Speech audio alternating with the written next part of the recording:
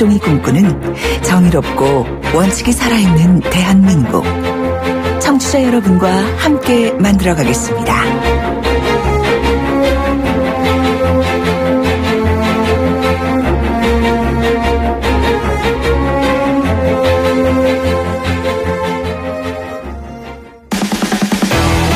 돌려보고 비틀어보는 오늘의 이슈. 이종훈의 뉴스 측면 승부. 네, 오늘 핫 이슈 한 가지 돌려보고 비틀어보겠습니다. 시사계 측면 승부사 이종훈 박사 오셨습니다. 안녕하십니까? 네, 이종훈입니다. 오늘은 어떤 이슈입니까? 국민 수상. 수상이라고 하시면 총리를 말씀하시는 겁니까? 아니면 상을 프라임 준다는 미니스터가 겁니까? 아니고요. 예. 네, 상을 받는다. 아, 국민이 수상을 합니까? 뭘? 국민이 상을 받는다. 어떤? 우리 국민이. 우리 국민이요? 예. 오. 이거 사실 뭐 한 달 전쯤에 알려진 내용이긴 한데요. 예. 이제 수상 날짜가 네. 12월 5일입니다. 12월 5일이면 며칠 안 남았네요. 그렇죠. 예. 예. 그래서 다시 한번 주목을 받고 있는 건데. 예. 독일의 그 비영리 공익정치재단, 예. 프리드리히 에버트 재단이라고 예. 혹시 들어보셨는지 모르겠는데요. 못 들어봤습니다. 예, 이쪽에서 촛불 집회에 참여했던 1,000만 여 명의 대한민국 국민에게 올해의 인권상을 수여하겠다라고 결정한 겁니다. 네. 이왕이면 노벨 평화상을 주시면은 1,000만 명 중에서 등록을 해서 각각 평화상 상금을 나누든지 아니면 그거를 더 좋은 곳에 n분의 1로 쓰도록. 나누자고요? 아이, 제가 하는 말이고요. 네. n분의 1. 그런데 기탁을 해야지 그걸 어떻게 나누겠습니까? 그렇죠. 예. 네. 그러면 국민에게도 상을 주네요. 이 단체가. 그러니까요. 그러니까 예. 굉장히 이례적인 일이죠. 그러니까 네. 통상적으로 이런 일이 잘 없는데. 그러니까 이 사실은 이 에버트 인권상이 생긴 이후로도 이게 처음 있는 그런 일이라고 그럽니다. 예. 그러니까 굉장히 이례적인 그런 그 상황인 거죠. 예. 네. 근데 뭐 때문에 촛불 집회에 어떤 의미를 두고 주시는 것 같은데 무슨 의미입니까? 네, 그렇습니다. 그러니까 이 프리드리히 에버트 재단이 우리나라에도 사무소가 있거든요. 예. 네, 그쪽에서 이제 밝힌 그 내용은 독재에 대한 움직임이 선진 서구 국가를 포함해서 전 세계적으로 나타나고 있는 요즘. 네. 이건 약간 트럼프 대통령을 좀 겨냥한 발언 같기도 하고 그렇긴 합니다. 한국은 독재에 대한 강한 저항심을 보여줬다. 예. 한국 시민은 민주적인 참여에 대한 새로운 기준을 국내뿐만 아니라 전 세계적으로 세워나갔다. 모범적인 방식. 예, 그래서 예, 수상. 근데 우리가 독재에 대한 저항심을 보인 건 아니잖아요. 뭐 박근혜 전 대통령이 독재를 한 게 아니라 국정을 농단을 한 거죠. 그렇게 되면 최순실의 독재였지 뭐 박근혜 대통령은 독재가 네. 아니에요. 그런데 뭐 하여튼 그쪽에서는 예, 독일의 그 에버트 재단 쪽에서는 그렇게 예. 일단 평가를 어쨌든 내린 뭐 겁니다. 꼬치꼬치 묻긴 뭐 그러면 상을 주로 한국으로 오십니까? 누가 가야 됩니까? 가서 받죠. 그럼 1,000만 명 다 불러주시면 대한민국 국민 1,000만 명 촛불 집회에 참여했던 분들이 다 가서 받을 수는 없기 때문에 예. 그 에버트 재단 쪽에서 지정을 했습니다. 그러니까 촛불 집회 행사를 주도한 그 시민단체 연대 있죠. 네. 박근혜 정권 퇴진 비상국민 행동, 그러니까 이른바 퇴진 행동으로 알려져 있는 예. 줄여서 그쪽에 이제 상을 일단 수여를 하겠다라고 이제 밝혔는데요. 예. 그런데 이 퇴진 행동 측이 시민 대표를 뽑겠다. 예, 그렇게 해서 좀 약간 공모를 했습니다. 그래서 그 장혜진 씨를 만장일치로 최종적으로 선택을 했습니다. 장혜진 양은 그저 세월호 사고에서 살아남은 학생 아니에요? 예, 바로 그 학생입니다. 예. 그러니까 지난 그 1월 달에 그 11차 촛불 집회 때 그 무대에 올랐죠.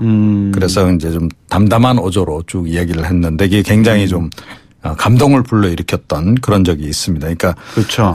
그 여기 올라서서 이런 그 입장을 이야기 드리기까지 한 3년이라는 시간이 걸렸다. 뭐 이렇게 얘기를 하면서 나중에 친구들 다시 만났을 때 부끄럽게 살지 않았다고 이렇게 말할 수 있게 되길 바란다. 뭐 이런 취지 얘기를 했었죠. 대학생이 돼서 이야기한 거 아니겠어요, 그죠? 그렇죠. 예. 지금 이제 20살이니까. 20살이니까. 예. 그러니까 이게 사실은 그 세월호 참사를 겪으면서 본인의 꿈도 바뀌었다는 거 아니에요. 그렇네요. 그래서 이제 응급구조사. 예. 예. 그래서 지금 이제 그 대학에서도 응급구조를 지금 전공을 하고 있는 예, 그런 중이죠. 장혜진 양이 했던 말, 우리는 구조된 게 아니라 탈출한 것이다라고 한 말인데. 맞습니다. 그것도 굉장히 인상적이죠. 이거는 정말 진실이죠. 그렇죠. 누가 구조를 했어요? 다 탈출했지. 알아서. 그냥 있으라 그랬잖아요. 맞습니다. 예. 바로 그게 또 이 촛불 집회로까지 연결될 수밖에 없었던 가장 결정적인 예, 그런 그 이유이기도 했고. 예. 네, 그렇죠.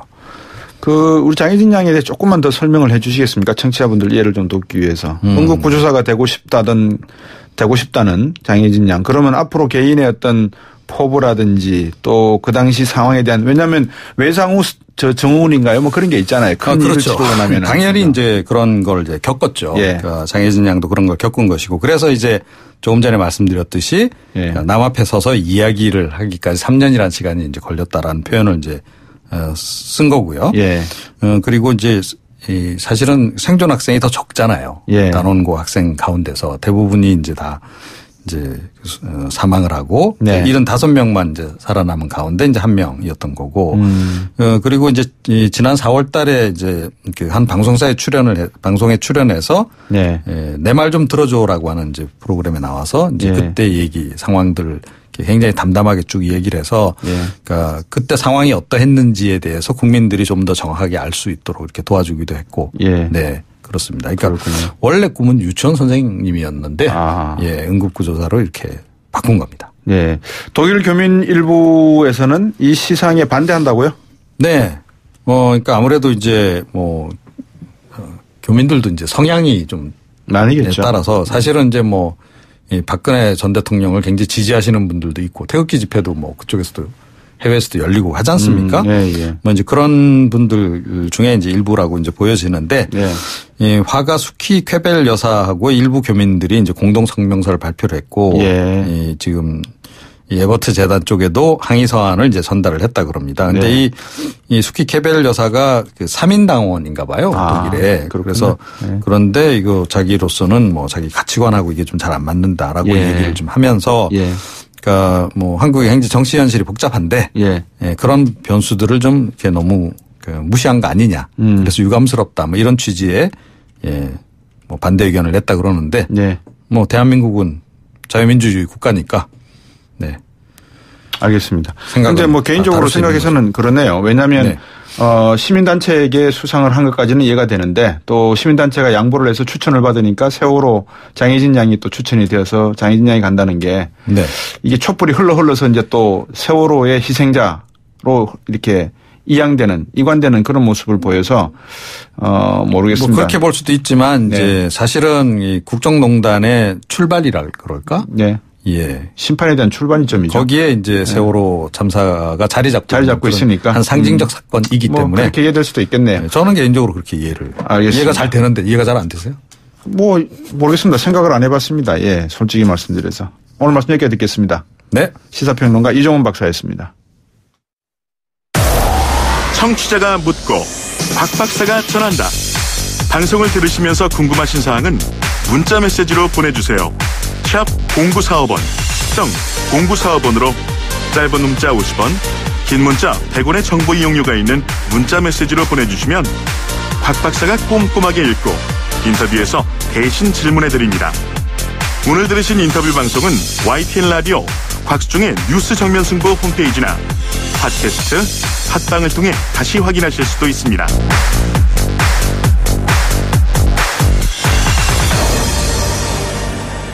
네, 1부 마칠 때 제가 청취자 한 분이 보내주셨던 글을 읽어드렸지 않습니까? 3229번 청취자분이 보내주신 글을 읽어드렸는데요. 지금 9호선 지하철이 상당히 불편하신 것 같아요.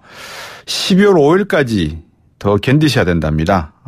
이런 시민들의 불편을 9호선 노동자들이 모를 바는 아니지만 파업에 갈 수밖에 없었던 이유를 알아야 되지 않겠습니까? 지금 9호선에서 기관사로 일하고 계시는 윤민순 기관사 전화 연결했습니다. 안녕하십니까? 네, 안녕하세요. 예, 지금 9호선에서만 일하고 계십니까? 쭉? 예, 애초에 철도 쪽에 이쪽으로 시작을 했고요. 예. 9호선에서 첫 기관사 업무를 했고 현재 9년차 됐습니다. 예, 그럼 몇 년째 지금 9호선에서 기관사로 일하고 계시는 겁니까? 네, 9년째 됐습니다. 9년째요? 네네. 예. 근무는 지금 요즘 어떻게 교대를 하고 계시는 건가요? 기관사분들끼리? 저희가 3개조로 구성되어 있고요. 예. 2교대를 하고 있습니다. 지금 빠른 시간은 아침 새벽 4시 정도 출근을 해야 되고요. 그렇게 2일 정도 일을 하고 네. 이제 오후에 출근해서 새벽 2시 정도에 퇴근하는 걸로 또 이틀 정도 하고요. 예. 네, 그리고 한 이틀을 쉬는데 이틀이 다 온전히 이틀은 아닌 것 같습니다. 그렇네요. 그러니까 이렇게 조각조각 나다 보니까는 상당히 불규칙한 생활을 하실 수밖에 없겠네요. 그죠? 네, 생체 리듬이 많이 망가지죠. 예, 그러니까요. 하루 운전하는 시간은 이렇게 총 몇 시간 정도로 그럼 이해하면 되겠습니까? 한 10시간 정도 봐야 됩니까? 저희가 9시간 정도를 근무하는데요. 예. 그중에 한 5시간 반 정도를 실제 운전하는 데만 쓰고 있고요. 네, 휴게 시간은 1시간 반 정도밖에 안 됩니다. 휴게는 어떻게 하시는 겁니까? 휴식은? 전반에 이제 한 3시간 정도 운행을 하고요. 예. 연속해서 3시간 정도 운행을 하고, 네. 그리고 이제 기지에 들어와서 밥 먹는 시간 1시간 반 정도가 부여가 되고요. 네. 또 이제 후반에 2시간 반 정도를 또 맞아 일을 해야 되는 상황인 거죠. 그러네요. 지금 말씀 주신 그 내용이 1호 선거에서부터 8호선까지 다 기관사분들이 공통된 내용이라고 이해하면 되겠습니까? 아니죠. 그렇습니까? 9호선이 더 열악한 겁니까? 그렇다면 저희가 이렇게 싸울 이유도 없는 것 같고요. 예. 그러면. 네, 저희 9호선이 좀 특별히 좀 열악한 상태입니다. 예, 그러네요. 네. 좀 4호선, 제가 좀 더 이야기를 좀 드려도 될까요? 네, 말씀 주십시오. 저희랑 좀 운행 구간이나 키로나 횟수가 비슷한 이제 4호선이랑 비교를 하면은. 네. 저희가 인력적인 면에서는 한 68% 수준밖에 안 되고요. 예. 그다음에 휴게 시간도 타기관들은 1에서 8호선까지 같은 경우에는 한 3시간 정도를 휴게를 하거든요. 예. 근데 저희는 이제 1시간 30분이 다인 거죠. 네. 이 9호선이 한때 호주계 투자 회사에서 요금을 올린다고 한 적이 있었었죠. 네, 그렇습니다. 그때 시민들이 맥커리 시민들이 반대를 하셨고 정부 쪽에서도 이 서울시에서도 약간 좀 꺼려하는 턱에 인상이 안 된 걸로 알고 있는데 맞습니까? 네, 맞습니다. 이게 지하철 요금과 관계가 있습니까? 없습니까? 지금 기관사분들이 겪고 있는 불편함이. 지하철 요금과는 관계가 없는 부분인 것 같습니다. 네. 네, 어쨌든 저희 회사 같은 구조는 저희 회사는 특이한 구조를 갖고 있어요. 어떤 구조입니까? 그러니까 저희 회사 같은 경우에는 9호선 전반적으로 흑자가 되든 적자가 되든 일정 금액을 계속 수수료로 지급받고 있는 상황이고요. 운영 수수료로 한 640억 정도를 받고 있는 상황이고, 거기서 이제 인건비 제외하고 남은 것들을 다 100% 주주한테 배당하고 있는 상황입니다. 그러면 지금 9호선의 기관사분들께서 총파업을 출정식을 30일 날 했고 뭐라 그럴까요? 요구하는 내용이라 그래야 되나요? 9호를 뭐로 지금 말씀하고 계시는 겁니까? 저희는 증차랑 인력 증원을 얘기하고 있습니다. 증차와 인력 증원? 예, 증차보다는 증량이 맞겠네요.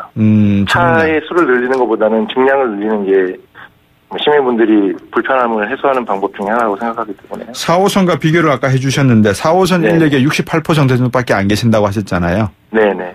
그러면 인원은 앞으로 조금 더 늘려야 된다면 전체 인원이 몇 분이십니까? 그러면 기관사분들이?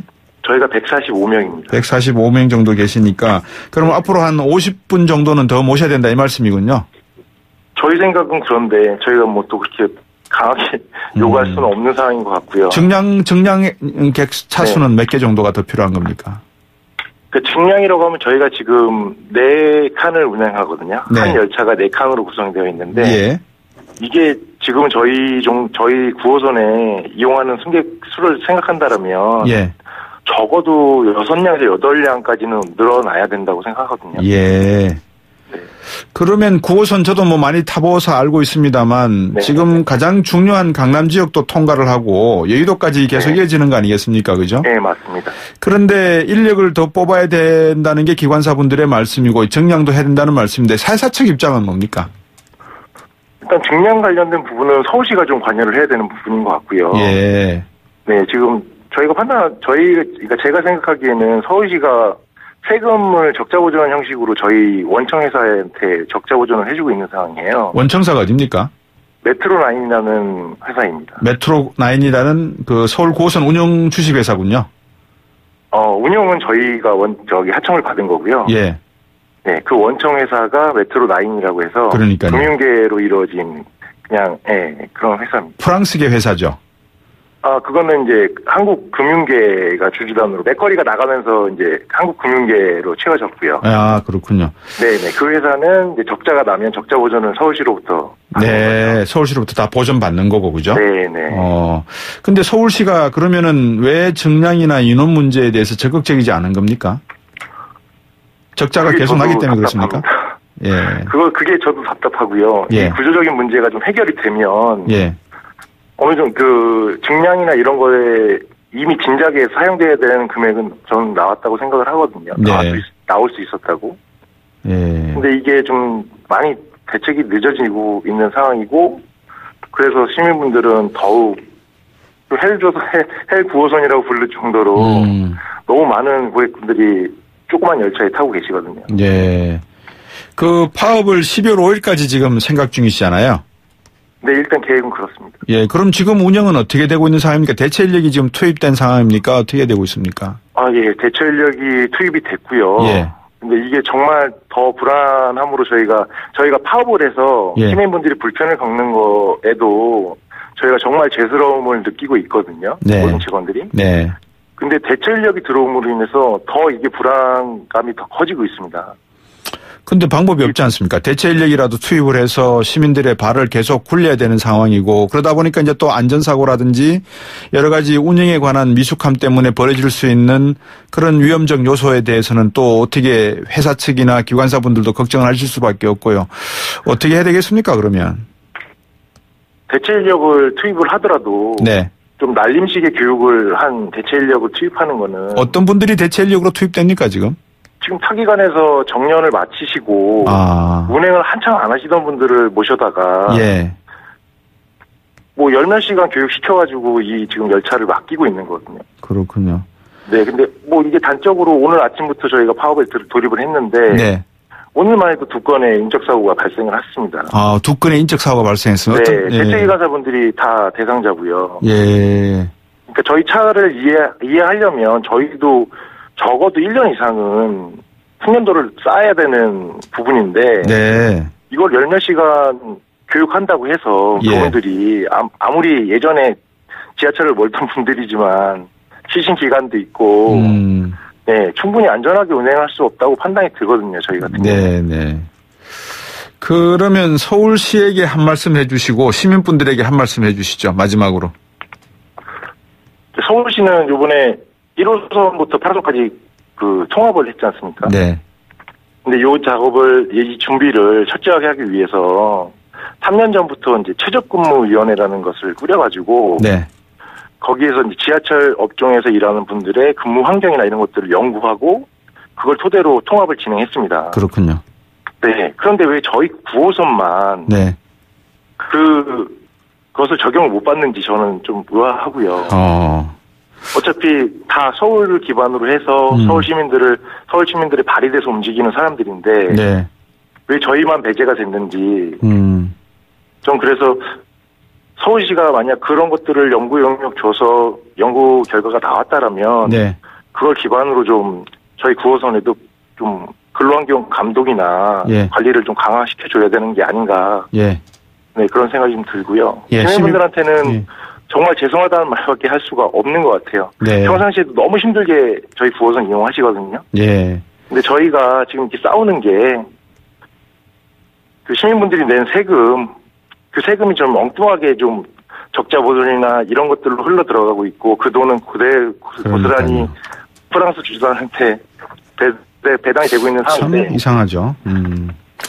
너무 이상한 구조인 거죠. 네, 알겠습니다. 그러니까 너무 죄송스럽고 네. 저희가 좀 빨리 이 싸움을 좀 끝내고 네. 좋은 근로 환경으로 더 안전한 운행을 좀 제공해드리고 싶습니다. 그래서 네. 많은 좀 응원을 좀 해주셨으면 좋겠어요. 예.